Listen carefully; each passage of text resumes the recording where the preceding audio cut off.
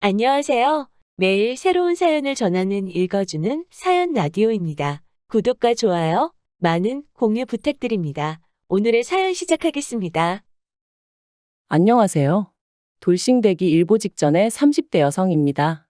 다른 사람들도 그렇겠지만 저 또한 제가 이혼녀가 될 거라곤 꿈에도 생각을 못했기에 지금도 이 상황 자체가 얼떨떨해요. 왜냐하면 성급한 결혼도 아니었고 자그만치 7년의 연애 끝에 부부의 연을 맺었거든요. 저만큼 남편에 대해서 잘하는 사람은 없다고 생각했고 그래서 그 어떤 부부보다 잘 살 거라고 자신만만했습니다. 검은 머리 팥불이 될 때까지 사는 부부가 있다면 그게 바로 저희 부부일 거라고 생각했죠. 하지만 제가 이런 말도 안 되는 드라마의 주인공이 될 줄은 몰랐네요. 남편하고는 대학생 때 단체 소개팅을 통해 알게 되었습니다. 하지만 솔직히 말하면 당시 저는 다 같이 어울려 노는 분위기가 좋아서 나갔던 거지 꼭 남자친구를 만들고 싶다거나 연애를 하고 싶다는 생각은 없었거든요. 그래서 적극적으로 들이대는 남편이 좀 부담스럽더라고요. 하지만 주변 친구들이 남편이 저를 엄청 좋아하는 것 같다며 마음 좀 받아주라고 성화였고, 저는 그런 분위기에 휩쓸려 남편과 연애를 시작했어요. 그리고 다행히 남편과의 연애는 제 예상보다 즐겁고 재밌었답니다. 솔직히 돌이켜보면 크게 특별할 것 없는 보통의 날들이었지만요. 아무튼 시간이 흘러 남편 나이 31, 제 나이 30이 되었을 때 남편이 저에게 프로포즈를 해왔어요. 7년이란 세월을 함께 했던 만큼 저는 크게 고민하지 않고 그 프로포즈를 받아들였고요. 하지만 연애 때와는 달리 결혼을 준비하는 과정은 그렇게 순탄치만은 않았습니다. 그건 어머님께서 저를 탐탁치 않게 여기셨기 때문이었죠. 솔직히 무척이나 당황스러웠어요. 어려서부터 주변 어른들에게 늘 좋은 이야기만 듣고 자랐던지라 처음 만난 어머님께서 저를 싫어하시는 게 이해가 되지 않았으니까요. 그리고 그런 어머님의 태도에 어쩔 줄 모르는 저에게 남편이 말하길 그러니까 진작에 인사 좀 드렸으면 좋았을 거 아니냐대요. 사실 저희가 사귄 지 1년쯤 지났을 무렵부터 남편은 무척이나 저를 자기 가족들에게 보여주고 싶어 했어요. 명절이나 어머님 아버님 생신 같은 날은 자기 가족들하고 같이 보내면 좋겠다고 노골적으로 요구하기도 했고요. 하지만 저는 저희 두 사람의 관계가 앞으로 어떻게 될지도 모르는 상황에서 가족들까지 소개를 받는 게 부담스러워서 늘 이런저런 핑계로 자리를 피했네요. 그런데 알고 보니 어머님께서 당신 아들과 그렇게 오래 만나면서 인사 한번 오지 않는다는 이유로 저를 괘씸하게 생각하고 계셨던 거죠. 제가 콧대 높게 구는 게 꼴보기 싫으셨다나요? 하지만 결국 자식이기는 부모 없다고 남편이 저 아니면 안 된다고 시댁에서 말 그대로 난리를 친 모양이었고, 그렇게 저희는 결혼을 허락받았습니다. 솔직히 말하면 어머님의 짜증과 억지에 질릴 대로 질린 제가 이별을 고하려던 차였는데 말이죠. 그리고 이건 여담이지만 친정부모님은 여자가 7년이나 남자랑 연애하고 헤어지면 흠된다고 안 헤어졌으면 하는 눈치셨어요. 그래서 더더욱 제가 이별을 결심했음에도 불구하고 남편한테 말을 못했었네요. 아무튼 그렇게 다시 결혼 이야기가 진행되었는데 산 넘어 산이라는 말이 딱이었어요. 상견례 자리에서 어느 동네에 얼마짜리 집을 해주자고 양가에서 이야기가 다 끝난 마당이었는데 막상 집 계약을 앞두고 어머님이 말을 바꾸셨거든요. 당신이 계산을 잘못하셨다며 지금 당장 끌어올 수 있는 현금이 없으시다면서 말이죠. 결혼식까지는 3주도 안 남은 마당에 신혼집이 붕 떠버린 상황이었어요. 그리고 이때는 친정에서도 난리가 났습니다. 애들 결혼이 장난도 아니고 무슨 이런 경우 없는 일이 다 있냐면서요. 하지만 남편이 저희 집에 찾아와 무릎 꿇고 싹싹 빌면서 정말 죄송하다고 그래도 저랑 결혼은 꼭 해야겠다고 하니까 결국 마음 약한 저희 친정부모님께서 두 분이 가지고 있던 아파트에 일단 들어와 살라고 해주셨네요. 그런데 훗날 어머님께서 하시는 말씀이 저희 부모님이 사윗감인 당신 아들이 얼마나 탐이 났으면 집까지 내어주셨겠냐 하시더라니까요. 아무튼 우여곡절 끝에 저희는 부부의 연을 맺었고 남편과 저 두 사람만 놓고 보자면 연애 때와 크게 달라진 바 없이 무난한 날들을 보냈습니다. 하지만 이 평화는 오래가지 못했어요. 결혼한 지 반년 만에 말 그대로 어머님이 또 시비를 걸어오셨거든요. 그리고 그 이유는 저희가 시댁을 자주 찾아오지 않는다는 것이었습니다. 어디서부터 설명을 해야 하나 싶은데 일단 저희 신혼집과 시댁까지의 거리는 같은 서울이라고 해도 거의 끝에서 끝, 강을 건너야 하다 보니 1시간 반은 기본이었습니다. 게다가 저희 둘 다 야근이 잦은 직종에서 근무하고 있다 보니 퇴근길에 들렸다 온다는 것도 쉬운 일이 아니었고요. 하지만 친정은 달랐어요. 일단 친정부모님이 저희에게 내어주신 집은 친정부모님이 사시는 아파트와 같은 단지 내에 있었거든요. 다만 평수만 친정부모님이 40평대 저희가 20평대로 차이가 있었죠. 그리고 분명한 건 어디까지나 재테크 목적으로 사두셨던 거고 어쩌다 보니 한 단지 내에 있는 것뿐이었지 절대로 딸인 저를 옆에 끼고 사시겠다는 목적으로 장만하신 집이 아니었습니다.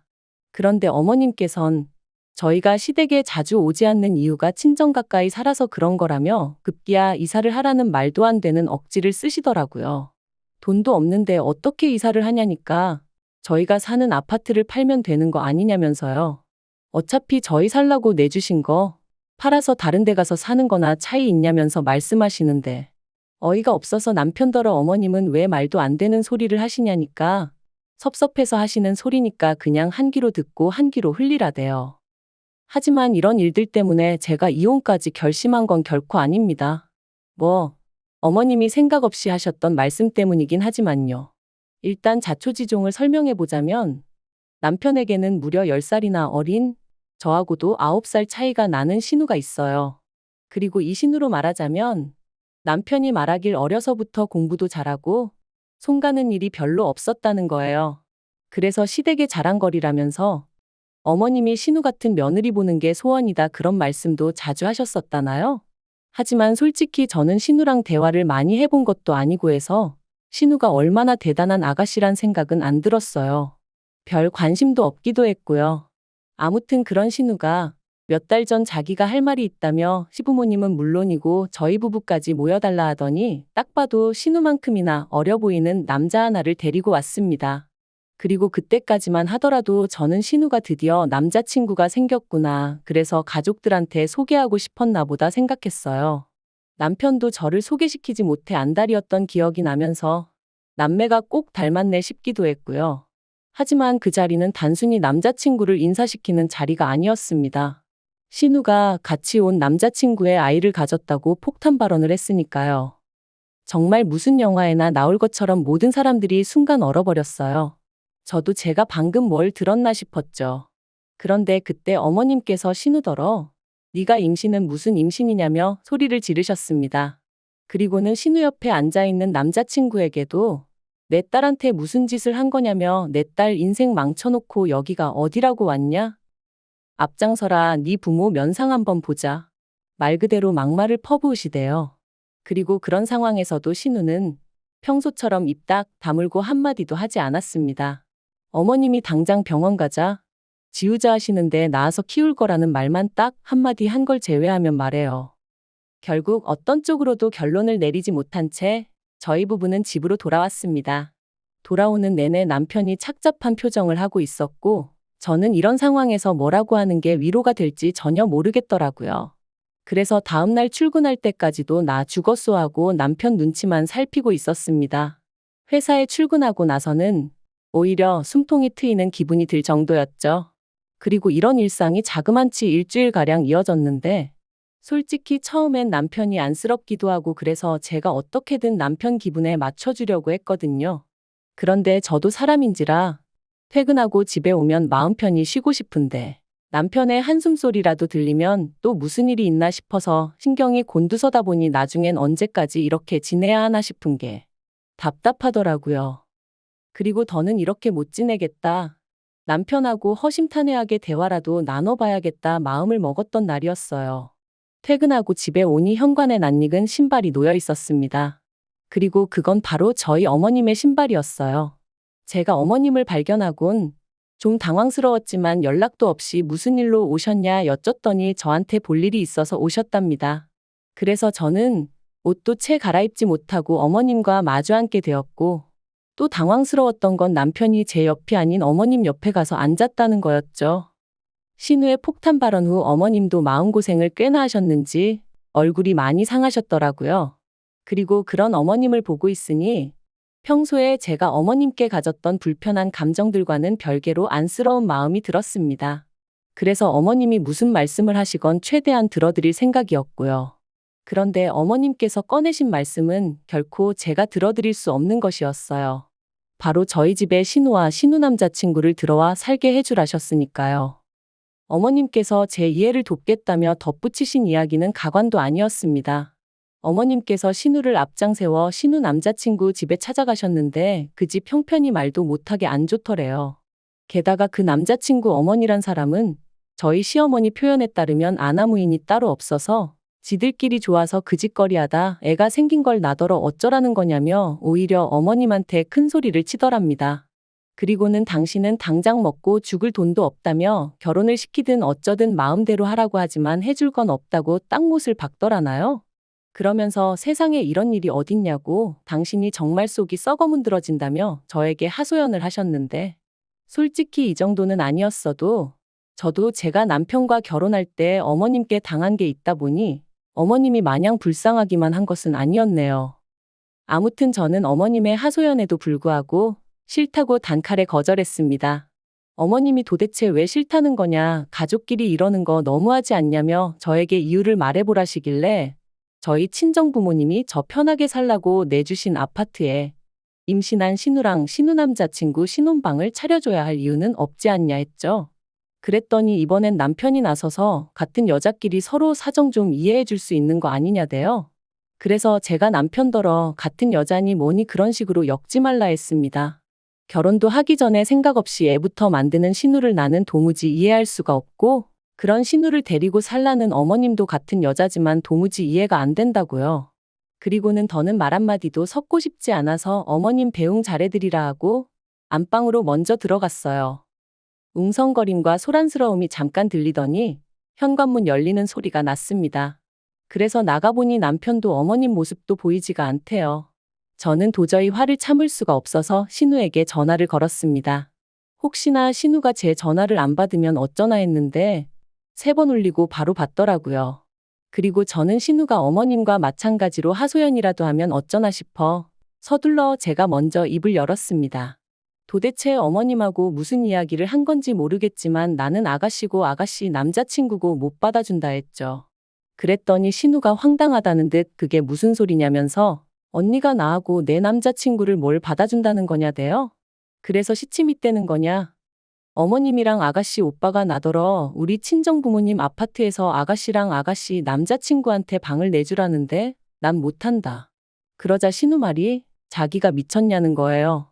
비록 실수로 한 임신이지만 남자친구랑 결혼도 할 거고 남자친구 부모님이 지원을 하나도 안 해주신다고는 하지만 남자친구가 모아둔 돈도 좀 있어서 그걸로 반지하라도 구해서 들어갈 거라며 어머님도 다 아는 일인데 왜 저한테 가서 그런 쓸데없는 소리를 하신 건지 모르겠다나요? 아무튼 자기야말로 제가 들어와서 살라고 해도 그럴 생각이 눈꼽만큼도 없다며. 그리고 신우의 그 목소리에서 말 그대로 억울해하는 게 절절히 느껴져서 저도 더는 따져 묻지 않았어요. 뭔가 오해가 있었나 보다고 일단 알겠다 하고 전화를 끊었죠. 그런데 신우와의 통화가 끝나고 얼마 지나지 않아 다시 어머님한테 연락이 왔습니다.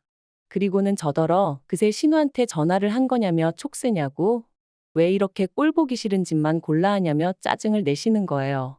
그래서 제가 저야말로 어머님께 묻고 싶다고 신우는 자기 남자친구랑 앞으로 어떻게 할 건지 계획이 다 있던데 왜 어머님이 마음대로 방을 내줘라 마라 그런 말씀을 하신 거냐고 받아쳤지요. 그랬더니 어머님 말씀이 저도 아파트에서 신혼살림 시작하는데 신우는 저러다 까딱하면 반지하에서나 살겠구나 싶은 생각에 속상해서 그러셨다나요? 그러면서 어차피 저나 남편이나 출근하면 하루 종일 밖에 있지 않냐며 집 놀려서 뭐 하냐고 그렇게 쓸데없이 놀릴 바엔 신우라도 들어와서 좀 편하게 지내게 하면 어디가 덧나냐 하시는데 어머님이 원래 당신 중심적이고 이기적이고 억지 쓰기 좋아하시는 분이라는 건 알고 있었지만 이렇게까지 막무가내이신 줄은 미처 몰랐거든요. 그래서 제가 어머님더러 만약에 저희 친정어머니가 어머님처럼 경우 없이 행동하셨다면 저는 정말 쪽팔리고 창피했을 것 같다고 해버렸죠. 그리고 이 대화가 다시 어머님을 통해 남편 귀에 들어가면서 상황은 걷잡을 수 없이 커졌습니다. 남편은 저더러 제가 어머님 면전에다 대놓고 쌍욕을 한 거나 다름이 없다며 제가 어머니께 정식으로 사과를 드리기 전까진 저를 용서할 수 없다고 했으니까요. 하지만 저는 남편에게 어머님이 먼저 나를 그리고 내 친정 부모님을 우습게 보셨으니 그런 억지를 쓰신 거 아니냐며 어머님에게 먼저 사과를 받아야겠다고 했습니다.